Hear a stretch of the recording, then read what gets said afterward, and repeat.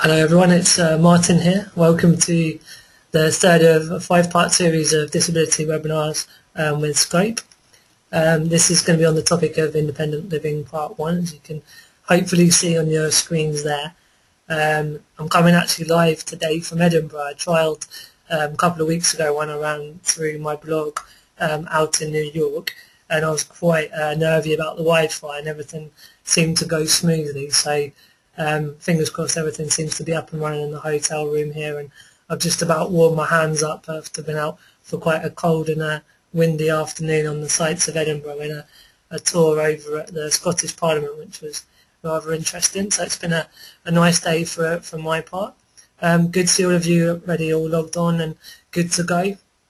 For those who haven't attended before, the technology side, so obviously you've clicked on the link and registered and been given the other link to then attend tonight at 7:30, and you'll notice that you can't see me live with the video, but you'll be able to see what's on my screen. So as I then change the slides, then you'll be able to see the things changing on my screen. So just to clear that one up, because some people get a bit confused about that side of it. Also, you'll notice there's a chat box. I think it's to the right hand side of your screen, but certainly with the software that you have, you should see that there's a chat box, and really that's more at the end. I'm going to present for about 40 minutes, 45 minutes, and then at the end there's time for question and answers. So obviously if there's anything that sort of comes up, maybe delay it till the end, but equally I'll try and keep an eye on it on my little toolbar here. So if there's any particular questions, or maybe if the technology is not working very well or anything like that, just pop it in the chat box and I'll deal with it once I spot it. So I think that's broadly the technology covered. We'll move on to the first slide now. Sorry, my hands are so cold. I'm trying to get them to work here. There we go. So yeah, a little introduction. So obviously that's a picture of myself, the guy chatting on the other end to you here. A little general intro to me. So I have spinal muscular atrophy, which is a genetic disability since birth, and that means that, as we'll see a bit more in independent living part 1, what that means for day in and day out. But so despite having the disability and the additional barriers that someone without a disability may have faced, I still was able to go on and get my master's degree and live independently in London, have a hectic social life. So as I already mentioned, up in Edinburgh and been painting the tiles today, and a world travel as well. So I've had a bit of travel under my belt too, and lots of cool other general plans. And I think those personal experiences are a big part of what I'm trying to do through my blog and through the webinars in partnership with Scope, is to really sort of show that as an individual, there are difficulties, but then there are different strategies and learnings that I've come up with personally that hopefully I can share and inspire other people to take them on for their own purposes as well. But also professionally, so I've tried to take that sort of platform of being an individual with a disability, but then try and give it a bit more of a formality and structure, and sort of past experiences. I did general work experience, which we covered under the teenage years 2 weeks ago, for those of you that attended that, and then went on to work for Scope, mainly in a role as a fundraiser. That was most of the time, actual sort of role-wise, but I did a train-the-trainer and sort of went out around the country and delivered diversity training to members of Scope staff. Also did a bit of campaigning. So I remember lobbying my local Hackney MP, Diane Abbott, a few years ago over the Independent Living Bill. Bit of PR, which I'm still doing with Scope as well. So last week I had a call from the press team, and Richard Herring, who is a comedian, does a lot of work for Scope, and he's doing his show that comes out, I think they said it's November time, and basically he takes sort of more contentious issues and has a look at them, but gives them a more humorous comedic sort of angle. Basically they wanted me to do an interview with him about sort of just general experiences of being disabled, but it's one of the funniest interviews I've ever done, and I got to go along and hear them play it live during the actual live recording of the show on Saturday night. So there's been some really cool and interesting things I've been able to do in the PR media world with Scope as well. and then sort of a bit of research, so understanding the statistics that underlie disability as a social problem. Done some freelance journalism with Disability Now, so I've written a few articles on personalisation and other things, and then I was personalisation ambassador with Hackney Council, so that was very much about understanding self-directed support. So I have direct payments, which means that I recruit and train up and basically look after my own carers or PAs. So I'm able to then have more spontaneity. And the topic we've got in 2 weeks' time, independent living part 2, that's all on that whole area of personal care. So yeah, tune in for that one if that would help you personally, or someone in your family, or maybe you're a professional and wanting to hear it from an individual with a disability's point of view. And then, as you sort of picked up on, exactly using this kind of software that we've got here today, social media and new media is very much where I've ended up going into. So at the present day, I'm running my own social enterprise called Sunnier Days, which aims broadly to change the world for disabled people.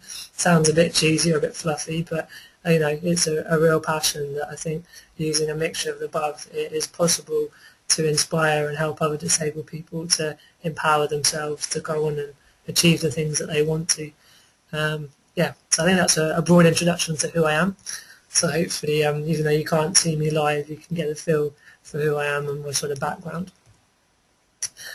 So your outcomes. This would have been on the sign-up page. So hopefully this is all familiar, but just to whiz you through, identifying what you think is impossible, seeing how others with minimal physical abilities manage independently. I think it's important to say that's very much aimed at my personal situation, and my impairment is a physical disability.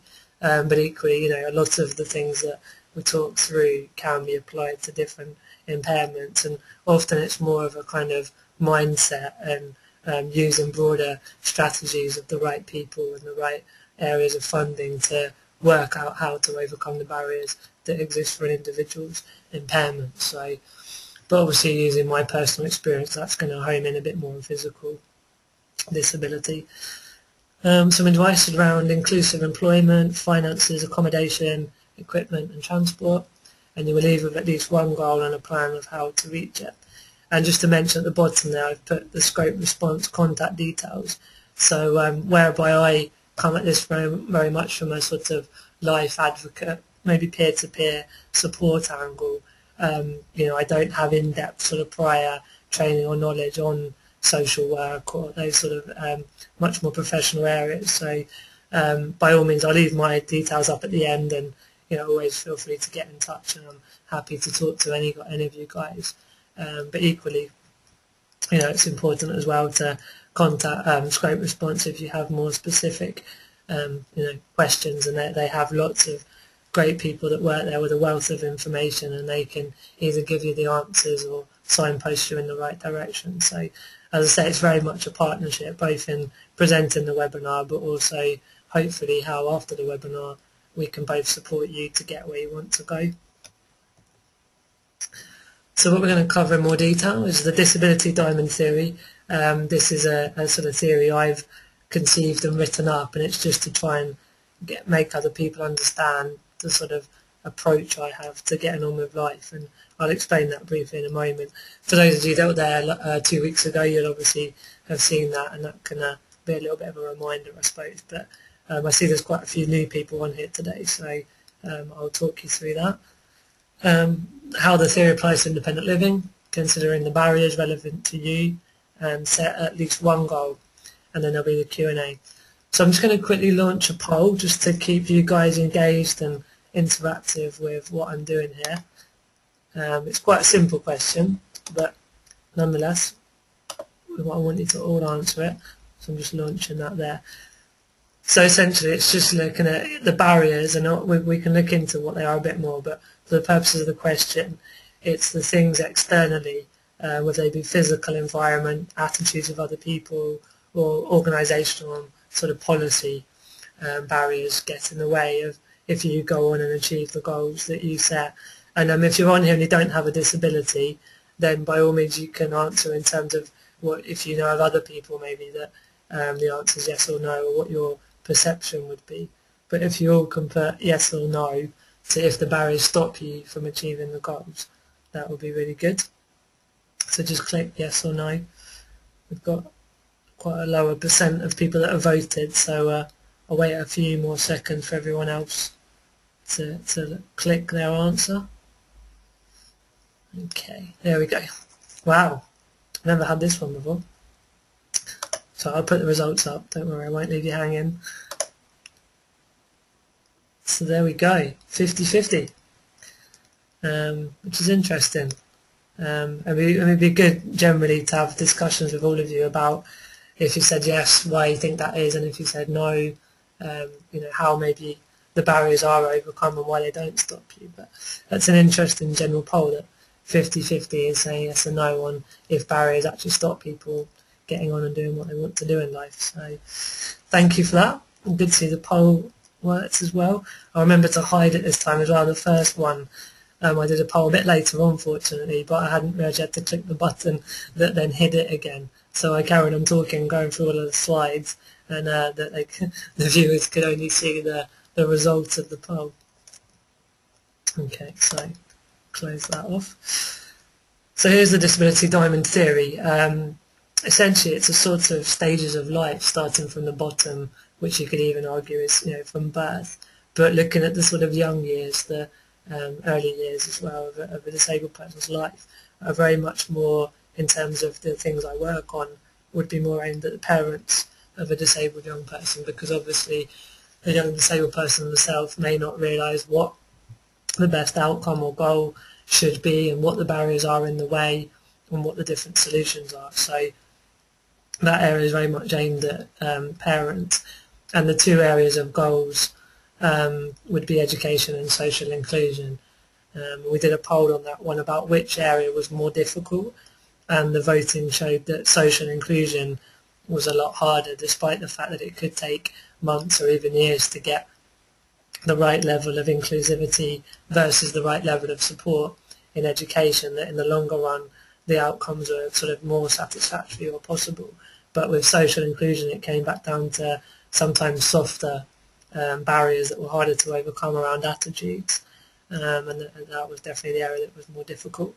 But as you see, going up the left-hand side, we've got the teenage years, which again has social inclusion and education, but also work experience, because from my personal experience of life really was that to get a job and start understanding the barriers and attitudes and things like that of workplace, to be able to do it voluntarily made it a little bit easier to get on the ladder. And you know, there's a wealth of knowledge and learning just as a person going to work, which is valuable for your CV and moving onwards and upwards, but also in terms of understanding how a disability can affect that. So again, we covered all of that 2 weeks ago, but that's the teenagers. So they see independent living, there's employment, housing, equipment, transport and personal care. So in actual fact, this particular session is all on employment, housing, equipment and transport. And then I say in 2 weeks it's just on personal care, because there's a lot more information for people that are in that world that needs to be disseminated. And then finally it's sort of mixing up social model of disability with the life stages, and also Maslow's hierarchy of needs. For those of you that haven't heard that, it's about, we all start off with a base level of wanting shelter and food and clothing, but we're all aiming towards life fulfillment and actualization. And it's no different on the diamond theory really, that once all of those other goals and building blocks have hopefully been overcome and cracked, then, you know, life should be about career progression. So not just having a job, but having a job that is that very much what you enjoy, and there's a way to learn and grow and develop within that. Obviously leisure, that every sort of week in and week out you can catch up with friends and family and have people over for dinner or go to the pub or cinema, whatever that might be. And adventure and travel, which yeah, again, that's definitely something I've already mentioned that I love, and everyone will be different, and some people may not actually have that as a goal, but for those that would want to travel or have a bit of adventure, like adrenaline junkies, then, you know, that session will be all about how, again, the barriers can be overcome. So you can see sort of the bigger framework that I'm talking within, and then you can see where we are today. It's those 3 goals on independent living. And then the overall philosophy that I apply is to set aspirational goals, so not just, like I said, to get a job, but aspirational goals would be about, to become the chief executive of a big company one day, if that's what someone wanted to do. To identify the barriers that are in the way, and that's going to be general barriers that everyday, non-disabled people would face, but also the barriers that are related to someone's impairment. And that's very much where you have to apply it to your own situation, or apply it within your role if you're a professional to the person you're working with. But still, yeah, to identify those barriers and then to grab life and get out there and do it. And that's my biggest philosophy, is that, we're only here once, so get out there and enjoy life.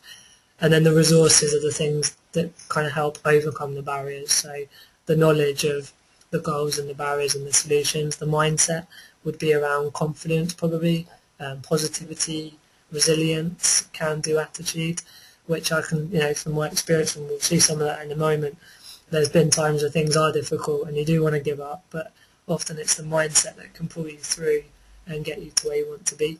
People, so we've talked about joining the dots, and there's times where it's good to talk to friends or family, and there's times where maybe it's good to talk to another disabled person, and then there's times where professionals can help unlock questions of funding or support.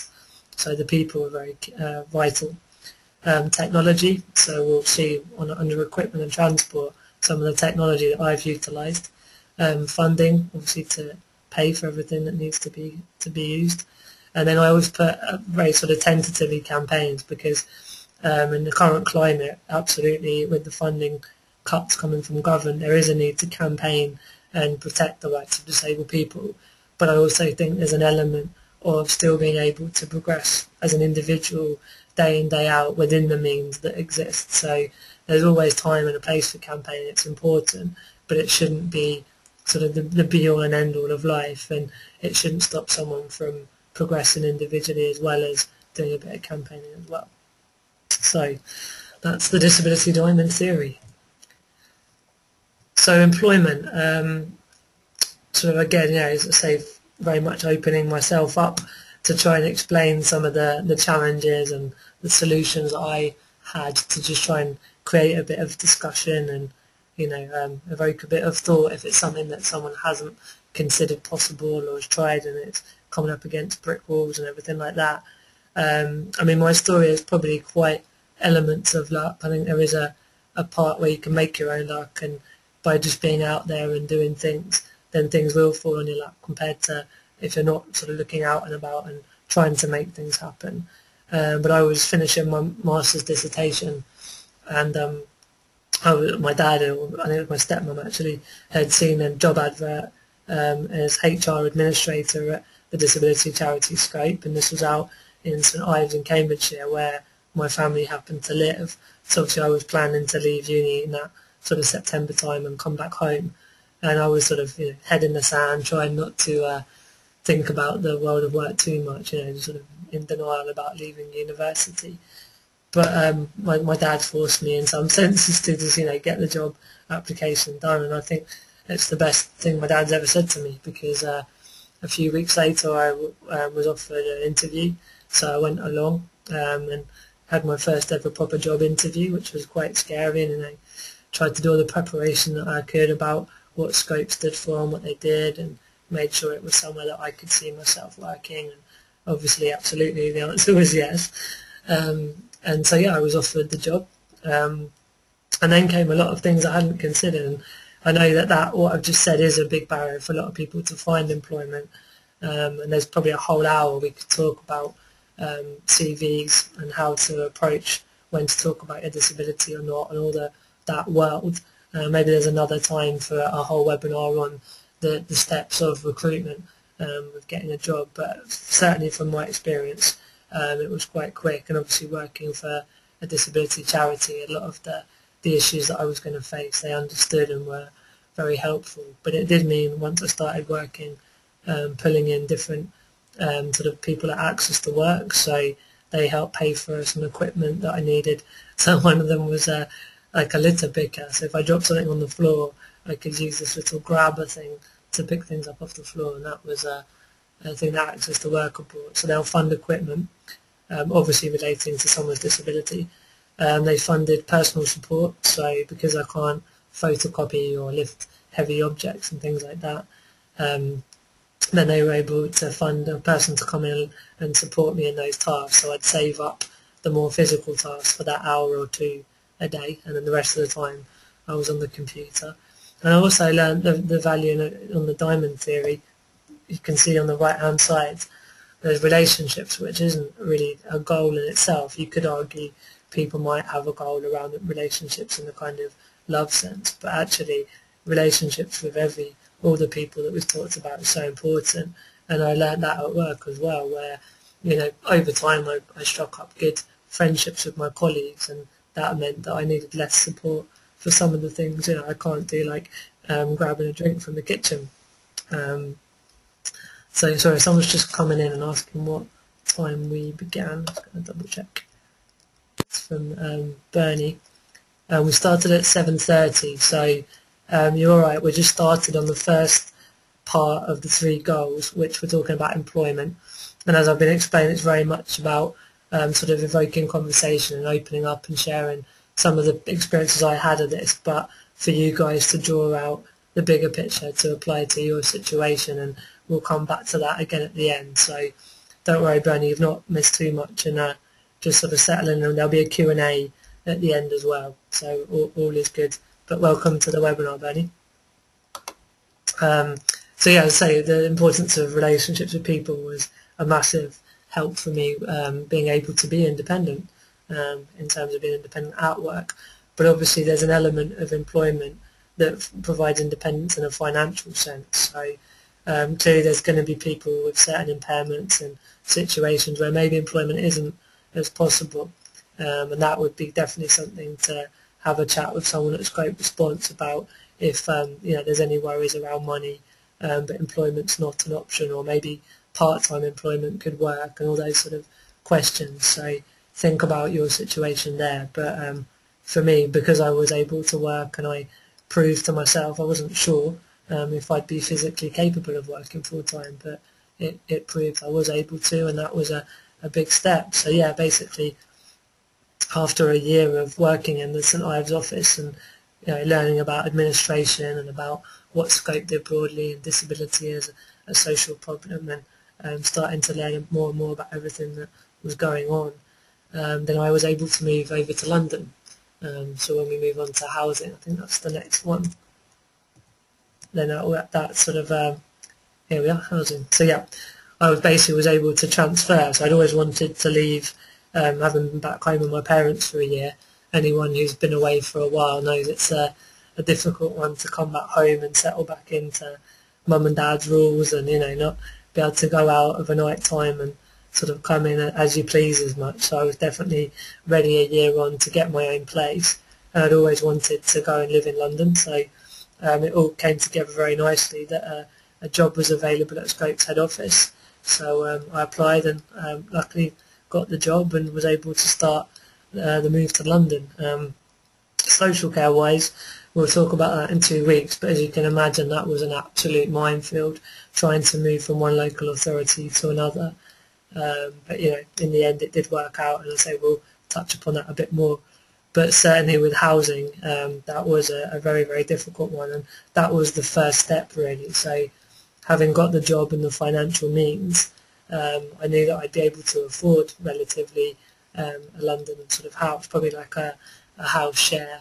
So I went through the normal route of looking at places like Gumtree, and I was going to get a room and just go through the normal sort of things that someone I was probably about 22, 23 at the time would do. And then as time went on, you realised that there was partly a difficulty about it because I had PAs who have to help me overnight, so that was going to be a bit tricky, just having one room in a big house. So I started to change my mind that maybe I would need my own place.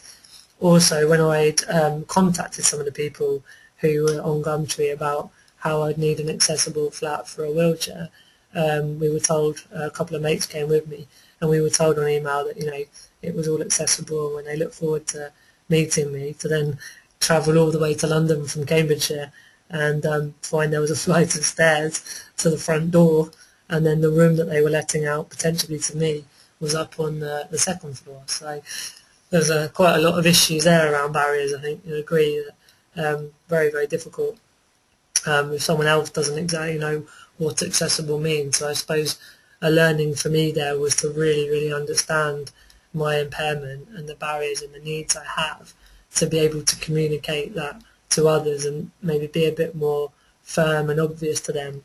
But equally, yeah, you'd have hoped that someone would have known what wheelchair access meant, and the steps probably would have been a bit difficult. So anyway, I went off down to the estate agents all around the sort of area that I was going to be working for, Scope in the Islington area. And yeah, basically the problem, and you might have seen on some of the campaign Scope do, was that the more accessible places were probably also newer, but they were also pricier and out of my price range. Whereas those that were more affordable were maybe a bit older, but certainly those that were more affordable, generally then, yeah, it was just no go on the access front. So the long and the short of it was I came across a housing association list and got in contact with them, and then luckily the place that I've now been in for 4 years came up, and it was a joint ownership, so it meant taking out a mortgage. So I did have to go through all of the rigmarole of lawyers and deposits, and it was a little bit more engaged and in depth than I probably would have hoped for at that age with my first move to London. But equally, I was so keen to take the job and to move to the big city that I figured, live for the moment. And as I say, I'm still there 4 years later in that house. So it all worked out really, really well in the end. That picture there is, of course, not my house. I'm not sure what that is of, but I thought it's a nice picture of a big house to illustrate what I'm talking about. And obviously the ramp there is talking about adaptations as well. So the house I moved into was ground floor, and it was a new build, so it had under the new regulations was generally quite accessible, and there was no need for sort of portable ramps to be installed or anything like that. However, in the bathroom, I have to be hoisted to the toilet and into the shower, and there's a bath.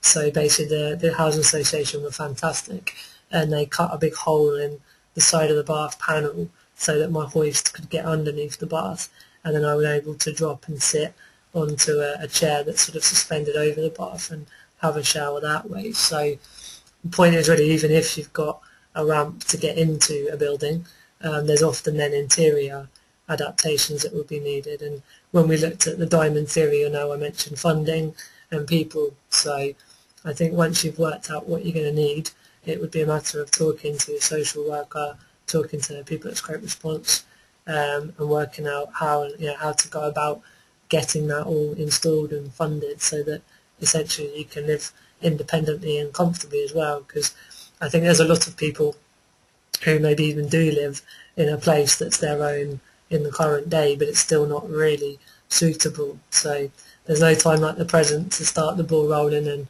looking into even improving a place, or maybe moving on to something else that's more suitable if you are putting up, so to speak, with other things. So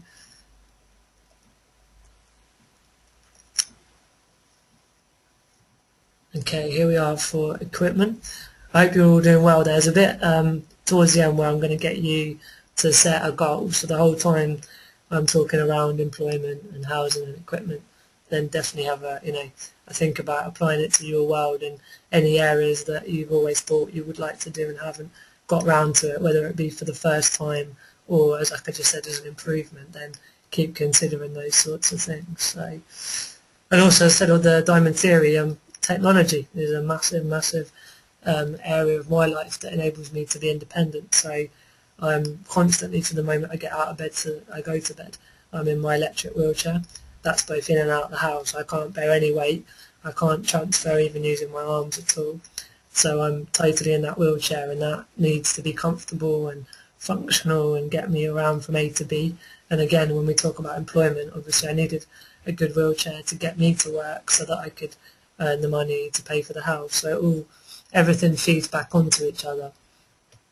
And as I said earlier, to reiterate, if employment is something that's not as possible, then there are always other avenues. But I'm essentially just talking about all of the building blocks that enable a person to get out there and do the things they want to do, just to get out and live life. So for me, a wheelchair is definitely a massive deal. Also the bed, again, that's not my bed. I don't have a pink mattress and a pink headboard, funnily enough, but I could have done, I suppose. But yeah, it's an electric bed. So the bed that I've got, the head comes up, so if I'm maybe not feeling as well, or I'm a bit sort of physically tired, but watch a bit of TV and stretch out, then I'm able to put the head up. The legs come up as well, and also the sides come up, so I'm able to turn myself a bit on my own, but I still do rely on my PAs to do that generally. So that's another key equipment that I use. Good old shower chair, so make sure you're hygienic. It's always a good thing if you want to get out there and be socially included, as we talked about earlier. Then I definitely recommend showering or bathing. And obviously, the shower chair and things like that can enable it. And for some people, it's something like a grab rail can do the job. It doesn't always need to be as big a thing as equipment. But as I said, my disability is very much physical, and if you actually break down the things I can and can't do, there's a lot of things I do need other people or other equipment to do for me. But I always come back to the whole mindset thing, that if you have the will and the want to get out there and do it, then you can still make everything come together and make it happen. And then there's a good old hoist, so that's the way I get out of my chair onto the shower chair and all of that world. Obviously when I'm travelling as well, we'll look at sort of travel strategies in a month's time, 4 weeks' time. But yeah, I've even been known to take the hoist away with me, so all vital bits of equipment. But if you think about it, mobility aids are a massive market. So just get onto Google and have a look around if there's any little gadgets that might help, undo a can of beans, or might help cut food up, and all those sorts of things as well. And someone like an occupational therapist would be very good to help with that if you're not sure. So again, if it comes back to applying your own goals, then the solutions would be around talking to the right people, not necessarily just dreaming up the answer yourself. So I think we're coming to the end of my bit, really. Transport, it's a bit hard to cover all of every single type of transport, so many, and I think certainly on the flying and ferry front that might come in more handy later on, but I'm looking at transport more around sort of getting in the local community and getting to work, and more sort of as a functional, daily routine. So you can see the top left, there's a train, and generally, as you'll all have heard of the DDA, the Disability Discrimination Act, really transport and housing and all everyday life should be totally accessible to a disabled person. But as we all know, that's not always the case, and so it's often being a little bit aware of basic rights and what the procedures and policies are. So, for example, with the train, there's a disability rail card which can get a discount for the person travelling, and sometimes I think their PA as well. That's what we're saying, I'll go and scratch up on afterwards too. But there's all information available on the website if you Google disability rail card. So I'd recommend getting one of those to save money. And in terms of the ramps, there's often a procedure around calling at least 24 hours before, which for some of you might have seen, I did an interview on BBC Breakfast in January all about that, and my argument was it's stupid, because why or how can you even know sometimes that you're going to want to get on a train, whether it's you wake up spontaneously and want to go somewhere, or maybe you're travelling on a day to a particular location, but you're not sure exactly what time you might be there for the train. But nonetheless, they prefer you to ring ahead and say the times and the location so they can get someone to come and help. So that's a kind of balancing act of playing the game as well. But I have been known to just turn up, especially to busy stations, and they'll get the ramp out and pop you on, so it's not the end of the world.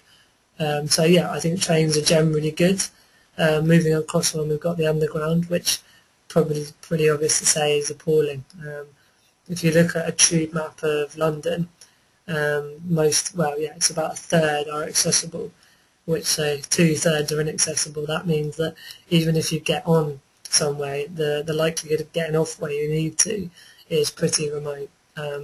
So although things that there's money going into the underground to improve provision for disabled people, it's going to be a long game. For those of you that aren't in London, the underground's probably less relevant. I mean, worldwide, I've had some people on my blog webinars actually from Canada and Australia, and they sort of was quite interested in comparing what I talked about to their world as well.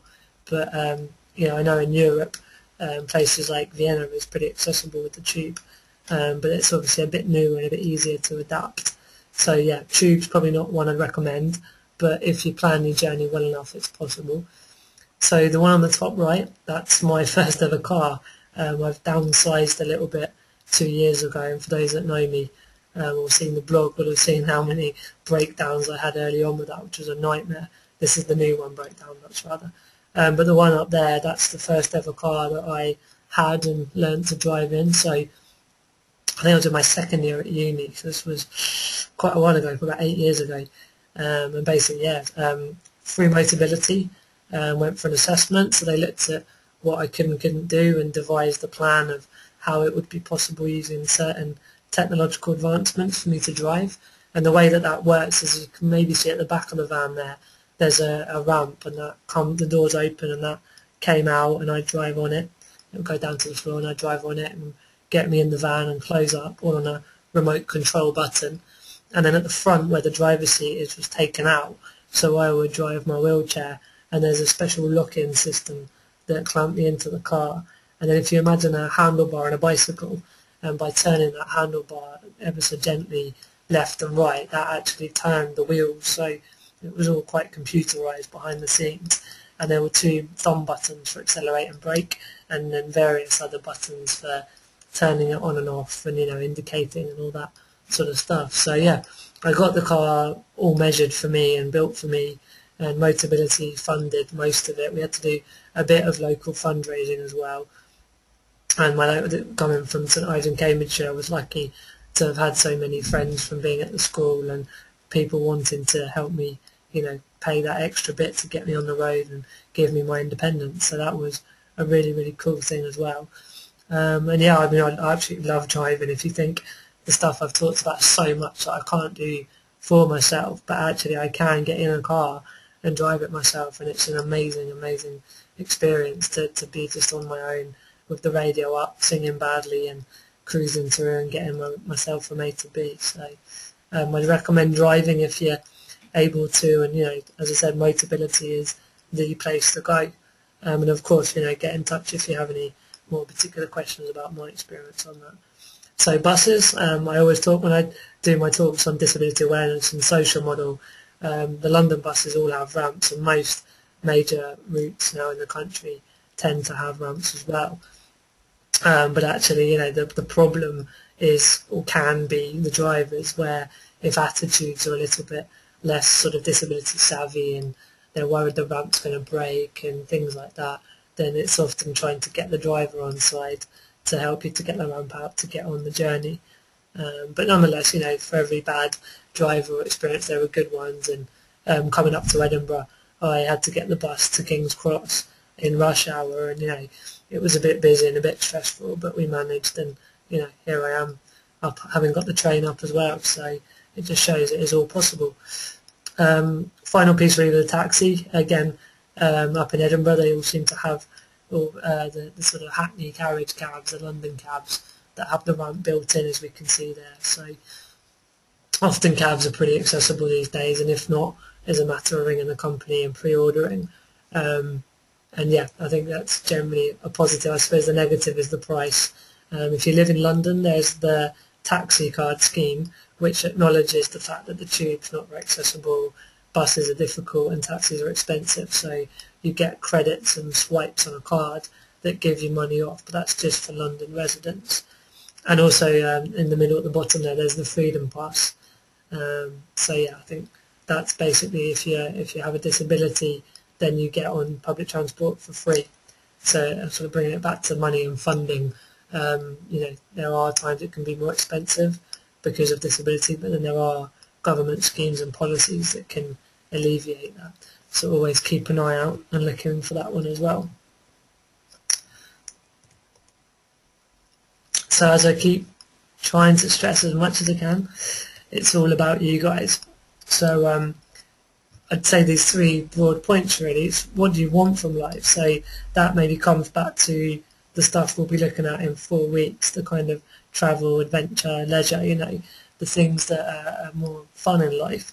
But also it will be around a cool job or owning your own home and having access to the right equipment if we put it in context of what we're looking at today.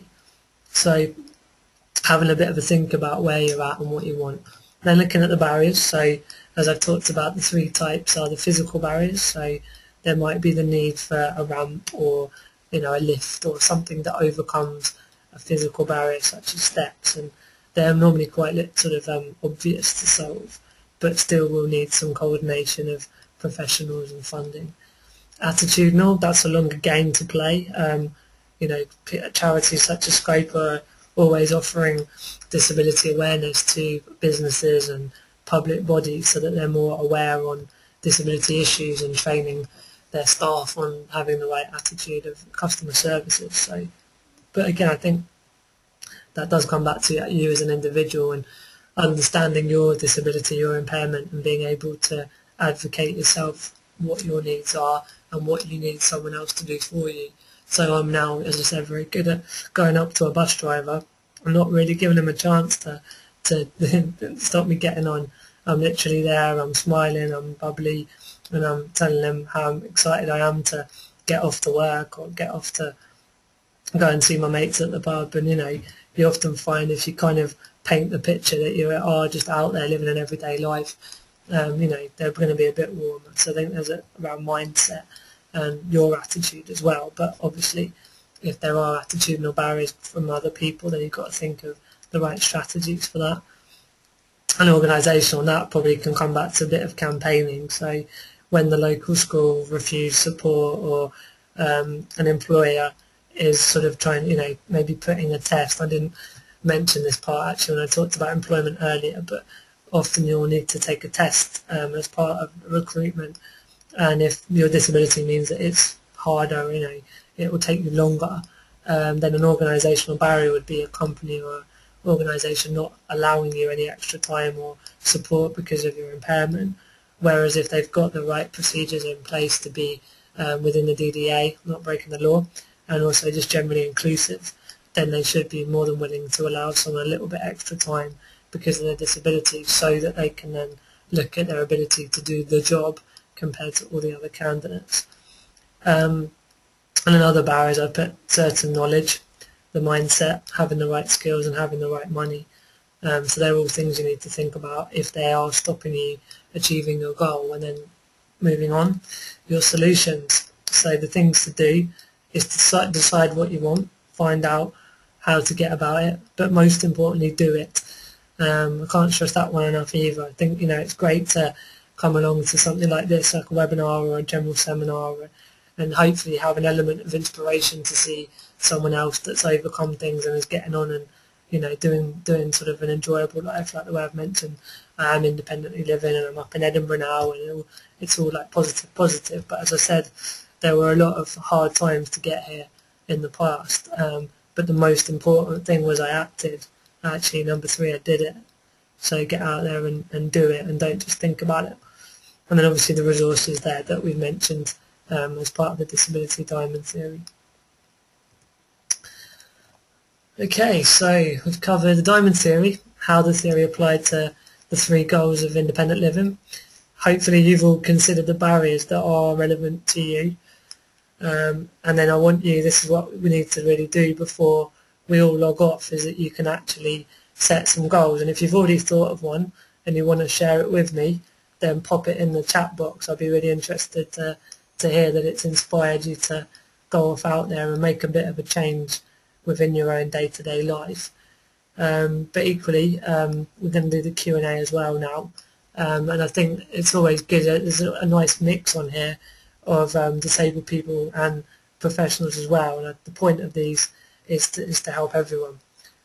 So, do get involved, and if there's anything I've missed that you want to share to others, then please mention that. And if you want to throw some other things into the mix, do that as well. So yeah, I'm going to mute you for 10 seconds and have a sip of my drink, but start typing in the chat box any questions or clarifications or goals that you've had having gone through the webinar with me.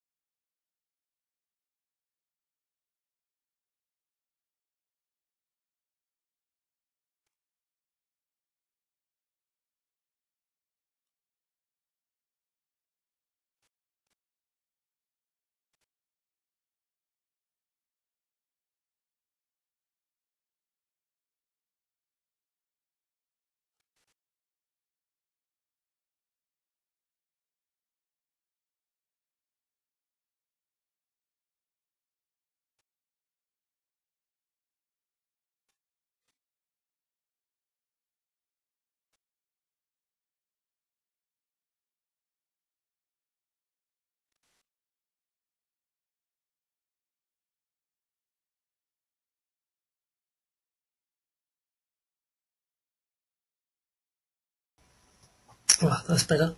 Had a frog in my throat there. Okay, no one's actually written anything. I don't know if that's a positive that I've given such a comprehensive run through of what, the broader considerations, and there's no other info, and you're all being a bit shy to share your goals, or if everyone's just dazed and confused. But yeah, no one's actually written in the box. I know from earlier when I did the poll, Vicky said how it's not as simple as yes and no, on if sort of barriers stop people getting on and doing things, and I absolutely agree with that.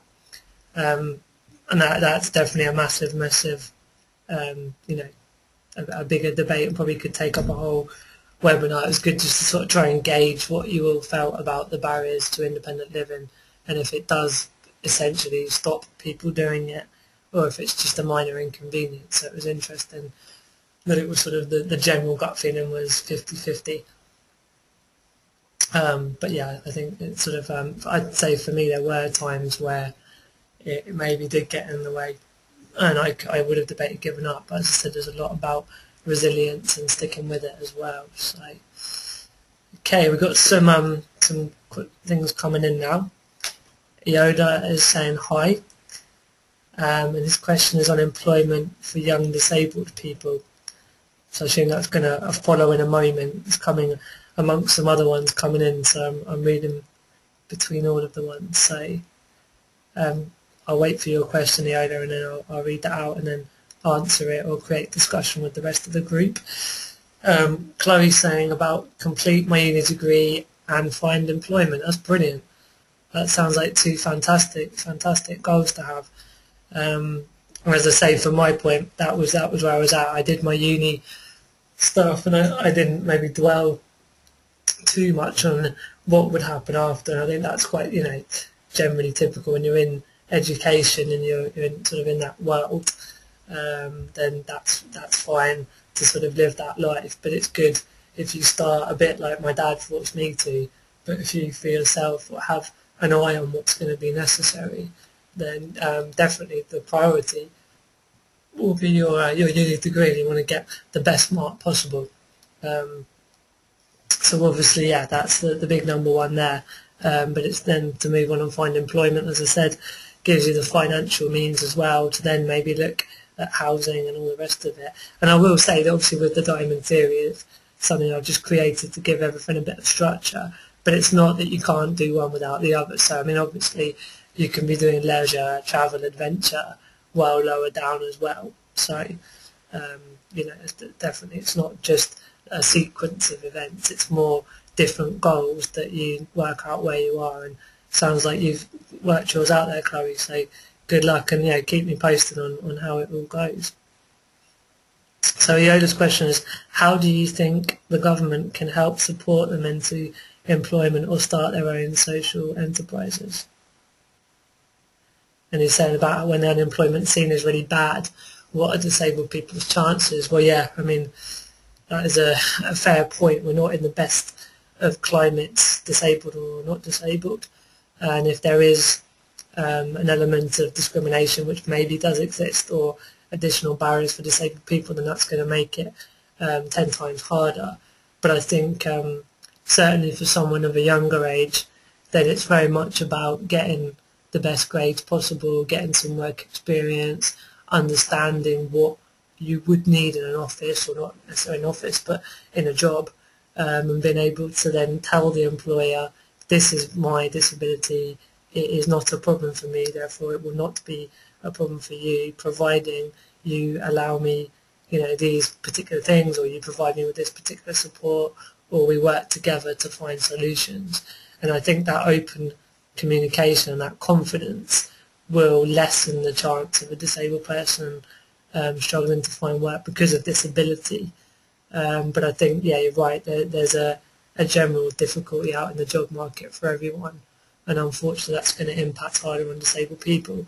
When you ask how the government can help, I mean, that's going to come back to really ensuring disabled people have civil rights and human rights to be able to be included at school and in society, and all the things we've talked about on the one hand, and on the other hand about educating the rest of society on the situations where it can disable a person, but also how it's actually a lot more simple and it doesn't have to cost as much as some people think in terms of overcoming those barriers. So I'd say it's a two-pronged approach. It's helping and supporting disabled people, but then, yeah, sort of educating society as well.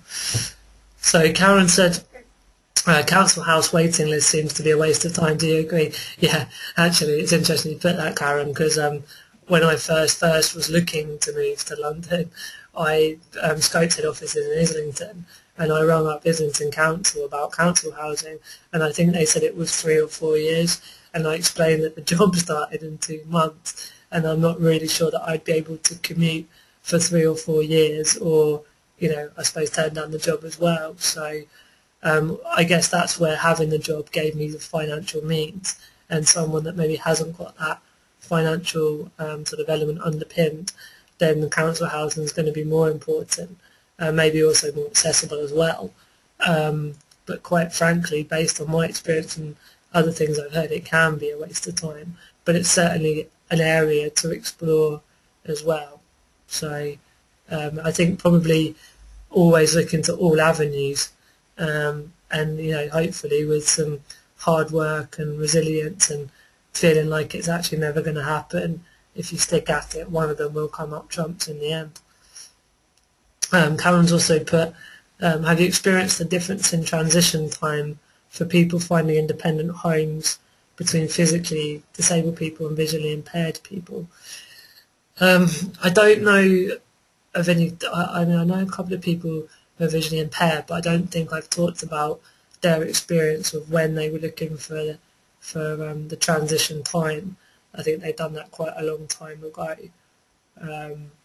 But it's an interesting one. Generally, I guess, to look at how different impairments may have the different barriers and therefore different timescales on getting all this sorted. But I mean, I'd imagine that the level of adaptations I needed would be a lot more than someone who's visually impaired.